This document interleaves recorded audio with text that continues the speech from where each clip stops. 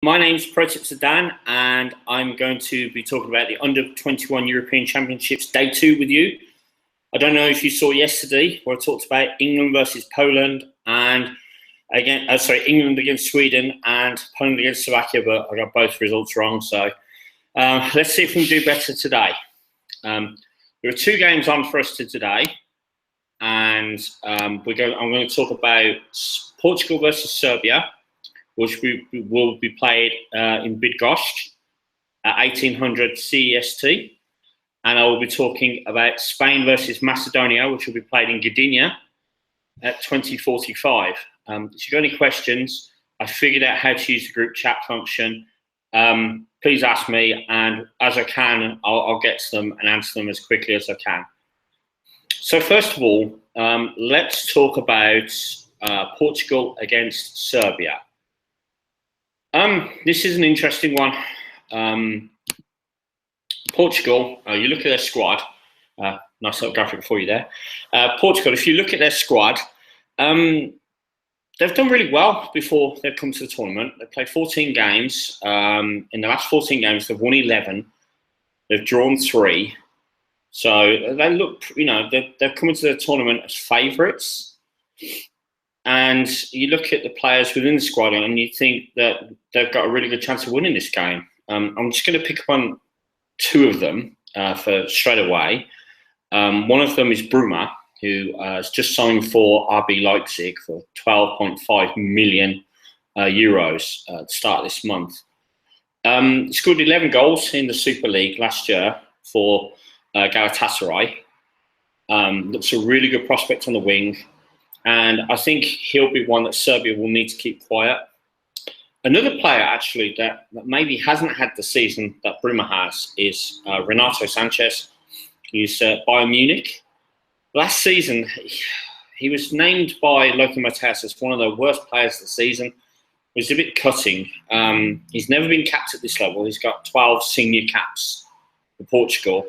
And I think this is one of those sort of tournaments where he needs to prove himself as the promising midfielder he's supposed to be. Portugal have many other players like in their team that have got they've got senior team experience. Players like João Cancelo, who plays for Valencia. And you think that they're going to do well. Serbia, on the other hand, I had a look through the Serbia team sheet. They've not beaten anyone in the last 2 European finals they've played in, which doesn't really mean much because of the way that players turn over. But the only player I recognised was Grić, who was at Liverpool, and he's not played much that I can recall in the last season. So it'll be interesting to see how will they get on against what is a really strong Portuguese team. So tip time. Hopefully I can do better than yesterday. I'm going to go with Portugal to win this game at 1.71. Hang on, wrong one. Give me 2 seconds. So Portugal to win the game at 1.77. All tips that I'm talking about in this live broadcast are also in the description, so you can check them out later. So let's move to the second game, Spain versus Macedonia. Now this game kicks off later this evening at 20:45 in Gdynia. And this is an interesting one because on the face of it, you think, oh, Spain are going to, brutalise them. Who are Macedonia? I think that's it's a false position to take. Macedonia, unbeaten in 12 coming into this tournament. They've won the last 5 games. They've not conceded a goal in 5 games. They beat France to get here. They are no mugs. So yeah, okay. I looked through the players. I've got to be honest. I didn't recognise them. Many of them play in Macedonia, which is not exactly a hotbed for football that I know of. But that doesn't mean much, I don't think. Most of them are playing regular football, and I think that's what counts. You look at the Spain side, and you've got players like Hector Bellerin of Arsenal, who has promised to donate is it £50 for every minute he plays in this tournament to the Grenfell Tower tragedy. You've got Gerard Deulofeu. He's got 32 caps at this level. Spent the second half of last season on loan at Milan. You've got midfielders like Saul Niguez of Atletico Madrid, Denis Suarez of Barcelona, and you're thinking, wow, this Spain team looks amazing. And the bookies agree. The bookies have got Spain, last time I looked, at 1.17, which, you know, is a banker. I'm not a fan of bankers. I'm not a fan of short odds, and I'm always trying to look for betting value. And when I was watching England versus Sweden last night, I couldn't help but notice that it was quite cagey. I think with only one team going through to the next rounds, to the knockout stages, guaranteed, that teams are pretty. They know they've got to win, but they don't want to do too much for fear of like losing as well.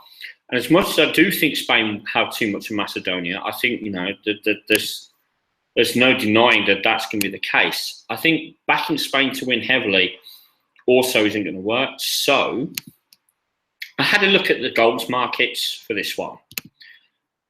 Quite surprised in that under 2.5 goals is at 2.18.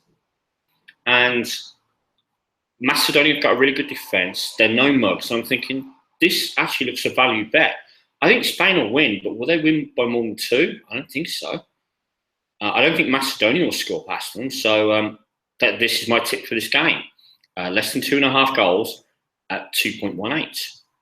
So those are my tips. Just to refresh, Portugal to win at 1.77.